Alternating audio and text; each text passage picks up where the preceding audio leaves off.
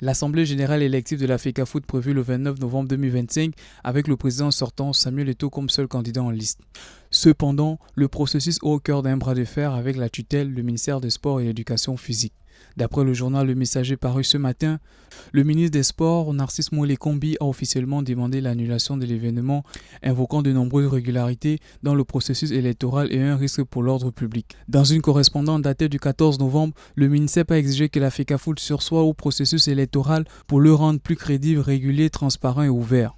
Il a aussi signifié qu'aucun représentant de l'État ne sera envoyé pour cautionner l'Assemblée générale. À l'opposé, la riposte de la FECAFOOT dirigée par Samuel Eto'o a été sanglante. Rappelons au MINSEP que la conduite des élections relève exclusivement des organes statutaires de la fédération. L'ex-attaquant du Barça assimile la tentative de blocage à une forme d'ingérence, soulignant que l'absence des représentants du MINSEP ne saura en aucun cas affecter la validité du scrutin. Il insiste sur le fait que le processus ne peut être suspendu par une position administrative étrangère au texte de la FECAFOOT et aux normes internationales. Face au refus de la FECAFOOT, le ministère des Sports a saisi le shérif de la République pour la Tangandji pour demander l'interdiction pure et simple de toute assemblée élective liée au football, y compris celle de Bankomo. Cette manœuvre est justifiée par les menaces à l'ordre public et la dénonciation de clubs et ligues fictifs. Le Cameroun, dont la loi de 2018 confère un droit de contrôle et de sanction à l'État sur les fédérations sportives, voit s'affronter deux visions, celle de l'État pour un cadre consensuel et celle d'Eto'o qui défend l'autonomie du football, s'abritant derrière les statuts de la FIFA